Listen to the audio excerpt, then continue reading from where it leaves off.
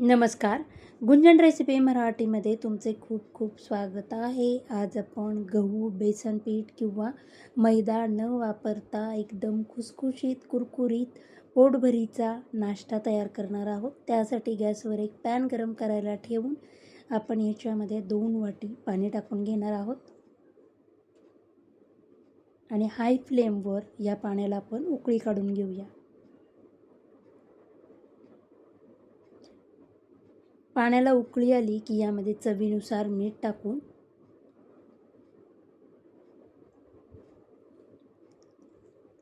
एक वाटी आपण रवा घेतलेला आहे. हा रवा आपण थोडा थोडा टाकून पाण्यामध्ये मिक्स करून घेऊया. 1 वाटी रव्यासाठी आपण 2 वाटी पाणी गरम करून घेतलेलं आहे.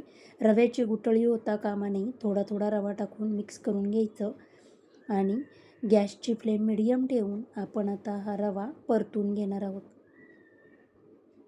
रव्यातलं संपूर्ण पाणी सोक झालं पाहिजे.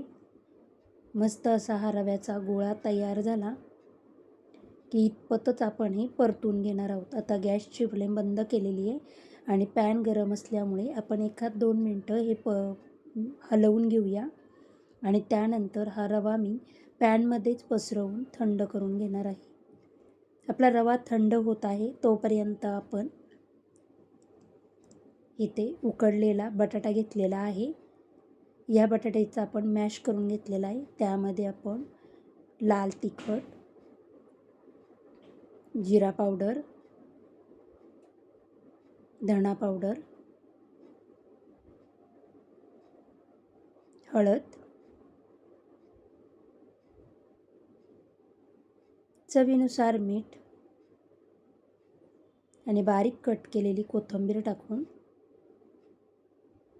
आपण हे सर्व मिक्स करून घेऊया.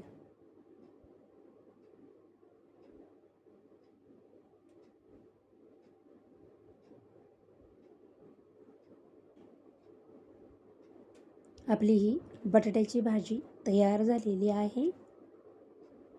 आता याच बटाट्याच्या भाजीचे आपण छोटे छोटे असे बॉल्स तयार करून घेऊया.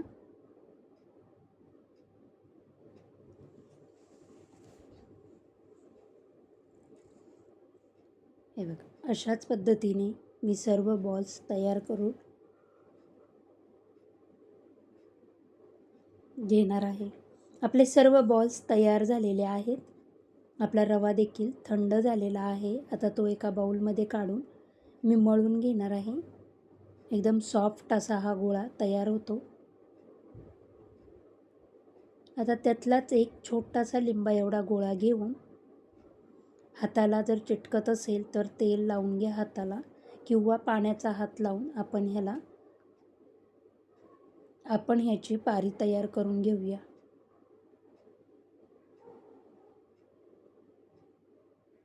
एकदम पातळ अशी ही पारी मी तयार करून घेतलेली आहे आणि आता यामध्ये आपण हे तयार केलेले बटाट्याचे बॉल्स भरून याचं तोंड बंद करून आपण हा गोळा हातावर मस्त असा गोल करून घेणार आहोत.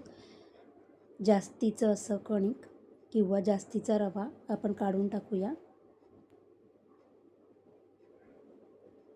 हे बघ, आपले छान असे हे बॉल्स किंवा कचोरी तयार झालेली आहे. अशाच पद्धतीने मी सर्व कचोरी तयार करून घेतलेल्या आहेत. आता आपण कढईमध्ये तेल गरम करायला ठेवलेलं आहे. तेल आपलं कडकडीत असं गरम झालं की ह्याच्यामध्ये आपण हे तयार केलेली कचोरी सोडून घेऊया.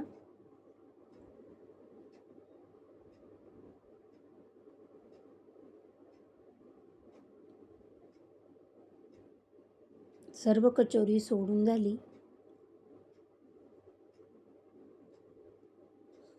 2 ते 3 मिनटं मी हे हलवणार नाही आहे आणि त्यानंतर आपण ही हलवून म्हणजे पलटी मारून दोन्ही बाजूने छान अशी क्रिस्पी कलर येईपर्यंत किंवा खरपूस होईपर्यंत आपण हे तळून घेणार आहोत. आपली कचोरी तळून झाली की आपण ही काढून घेऊया. तुम्हाला मी एक कचोरी तोडून दाखवते. एकदम खुसखुशीत अशा या कचोऱ्या तयार होतात.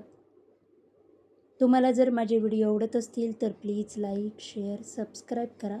आपले पोटभरीचा नाश्ता तयार आहे.